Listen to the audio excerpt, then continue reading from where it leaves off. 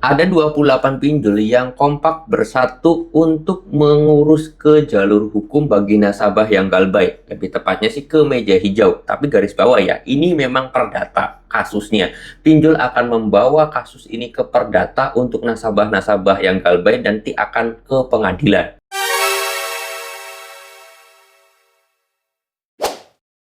Assalamualaikum warahmatullahi wabarakatuh teman-teman semuanya. Pada kesempatan video kali ini saya ingin membahas tentang 28 pinjol yang sudah mau mengajukan kasus perdata nasabah-nasabah yang galbay. Ini ya, kasus perdata teman-teman. Dan ini memang hal yang sangat dibolehkan sesuai aturan dari pemerintah kita. Dan memang kalau misalkan pinjol itu ngerasa dirugikan dengan adanya nasabah galbay, memang dianjurkan untuk pinjol tersebut memproses ke jalur hukum perdata atau ke meja hijaunya nantinya perdata teman-teman, seperti itu.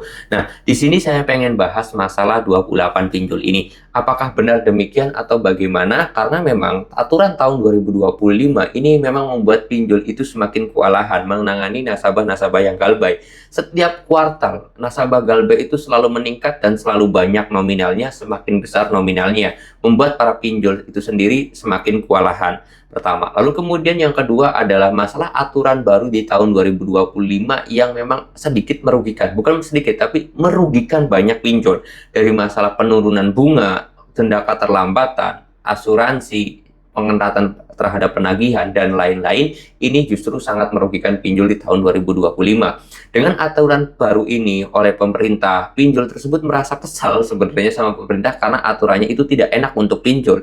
Karena kesal sama pemerintah itu tidak bisa dilampiaskan, benarkah pinjol tersebut itu akan melampiaskannya ke nasabah untuk memproses hukum nasabah yang telah galbay pinjol? Oke, di sini saya mau bahas ya teman-teman semuanya tentang masalah 28 pinjol itu kompak mengajukan nasabah tersebut ke kasus perdata. Pertama, tidak aneh nggak sih kalau kompetitor itu bergabung menjadi satu? Saya kira aneh ya. Ini adalah hal-hal yang janggal yang saya temukan. Mana bisa Real Madrid sama Barcelona bergabung menjadi satu? Kayaknya nggak bisa. Ya enggak, karena dua orang ini atau dua tim ini adalah kompetitor. Sama halnya dengan Akulaku dan juga mungkin Shopee. Mereka ini adalah dua kompetitor besar. Nggak mungkin dia itu bersatu gitu loh. Kredivo dengan Akulaku, ya mereka itu kompetitor besar. Mana mungkin bergabung jadi satu? Mereka kan saingan, ya kan? Sama-sama perusahaan pinjol. Mereka kan persaingan. Mana mungkin dia itu bersatu ataupun bergabung? Itu pertama. Lalu kemudian yang kedua adalah masalah pengajuan perdata ini.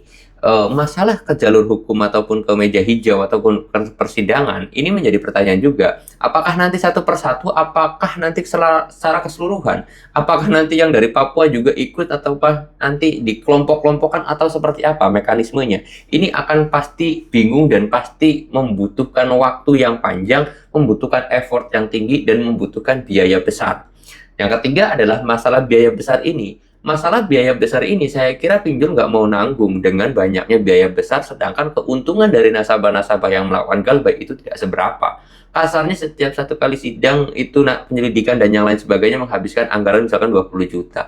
Tapi hutang nasabah tersebut di bawah 20 juta. Akhirnya pinjol tekor atau pinjol itu rugi. Kalaupun misalkan uang nasabah tersebut 20 juta, masa 50-50? Pinjolnya nggak dapat untung malahannya, belum bunga pokok, denda dan yang lain sebagainya dibayar oleh nasabah tersebut kan gitu.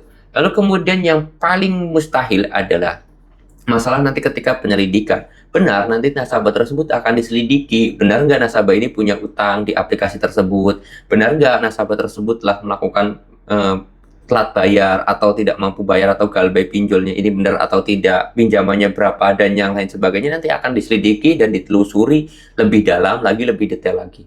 Setelah tervonis, misalkan nasabah tersebut benar punya hutang dan dia sudah telat bayar sekian bulan dan yang lain sebagainya, maka nanti penyelidikan tersebut bukan hanya untuk nasabah, tetapi untuk masalah pinjol itu sendiri. Pinjol tersebut OJK atau tidak? Oh iya, OJK, benar. Udah mengikuti aturan OJK belum? Nah, ini yang jadi takutnya pinjol. Nanti pihak ini nanti akan menyelidiki, oh ini ada kejanggalan nih penagihannya seperti ini, oh ini bunganya segini dan yang lain sebagainya. Akan ditelusuri lebih dalam lagi, akan diselidiki lebih detail lagi masalah pinjol tersebut. Nah, inilah yang menjadi pinjol itu takut sebenarnya ketika mau mengajukan ke proses persidangan, teman-teman semuanya. Ya, karena nanti dua belah pihak tersebut akan diselidiki, gitu loh.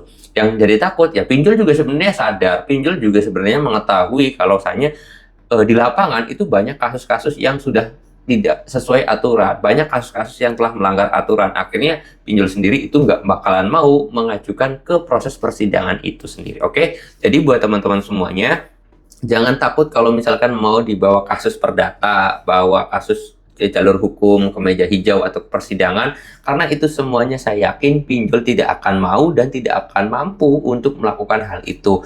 Tetap tenang, tetap relax, tetap enjoy apapun ancaman dan juga bentuk terornya terhadap kalian kepada DCI, itu tetap tenang. Kalau misalkan kalian nggak bisa tenang, segera ganti nomor HP, reset email, reset HP kalian, hapus email kalian, itu selesai ya. Jadi jangan pernah kalian itu takut masalah hal itu yang membuat kalian itu gali lubang tutup lubang. Yang perlu kalian takuti adalah ketika kalian sedang berusaha mencari rezeki tapi lupa terhadap sang pemberi rezeki. Itu yang harus kalian takuti dan itu yang harus kalian waspadai. Saya mau tutup dulu video ini dengan kata assalamualaikum warahmatullahi wabarakatuh.